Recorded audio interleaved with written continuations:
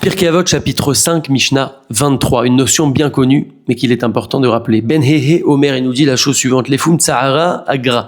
En fonction de l'effort, la récompense. C'est-à-dire que, en fonction de l'effort qu'on va fournir, de la difficulté de la chose, alors vient, en fonction de cela, notre récompense. Et elle va être encore plus grande si l'effort sera plus grand. Le rabbin m'explique, les filles machetitz ta'er batora, en fonction de ce pourquoi tu te donnes de la peine dans la Torah, dans l'étude de la Torah, dans la pratique de la Torah, etc. Alors en fonction de ça, yesracha sera en fonction de ça ton salaire, comme l'on dit nos Chachamim dans la Maseret Brachot, en divrei Torah mitkaimim, et la bemi shememit alea, shememit atzmo alea, les paroles de la Torah ne se maintiennent que chez celui qui se tue pour elle, en quelque sorte. Alors c'est une notion qu'on sait que tout est fonction de l'effort, mais comme toutes les notions qu'on connaît, c'est ça le plus grand danger, c'est de se dire, bon mais ça on connaît, etc. Eh bien justement, il faut réfléchir à ces notions, parce que souvent ces choses-là, on a arrêté de réfléchir dessus depuis bien longtemps, et donc il faut savoir que ce sont des notions extrêmement importantes, et il faut agir en fonction. J'entendais un jour du Rav Rachamim Smadja, que la différence, une des différences qu'on a entre la Torah et les autres domaines de notre vie, c'est que dans la Torah, on est récompensé, payé en quelque sorte à l'effort et pas au résultat du tout. Et ça, c'est un grand message pour notre vie. Prenons l'exemple d'un menuisier, un nagar, qui doit construire un très grand meuble pendant 6 semaines. Il travaille, et la veille de la livraison, tout s'écroule, il ne peut rien livrer. Non seulement il ne sera pas payé, mais peut-être même qu'il devra dédommager l'acheteur de ce meuble. Il n'aura rien.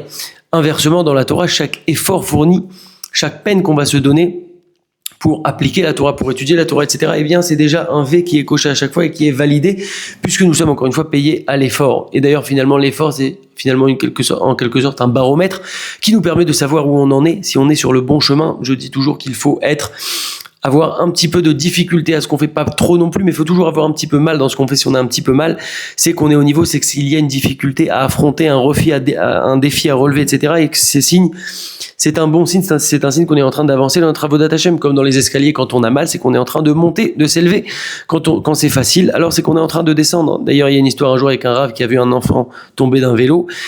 Il l'a aidé à se relever, il lui a dit qu'est-ce qu'on peut apprendre du vélo. Alors l'enfant était un petit peu perturbé, il savait pas quoi répondre, il lui a dit on peut apprendre 2 choses du vélo. Premièrement, le vélo à 2 roues bien entendu, si on n'avance pas, alors on ne peut pas rester immobile, on tombe. Alors il a dit dans la vie c'est pareil, si on n'avance pas, il ne faut pas croire qu'on va pouvoir stagner, eh bien non, on va simplement s'écrouler ou reculer. On doit toujours donc avancer dans une dynamique. Deuxième chose qu'on peut apprendre du vélo, c'est que le vélo, si ça fait mal, c'est qu'on est sur une pente qui est montante, qu'on est en train de monter, de s'élever. Si c'est facile, c'est qu'on est dans une descente. Voici l'importance de l'effort. L'effort doit être appliqué partout dans notre Torah, dans nos mitzvot, et c'est à nous de jouer. Alors, soyons toute notre vie dans un effort continu pour se rapprocher chaque jour un petit peu plus d'Akadosh Baruch Hu Be'ezrat Hashem.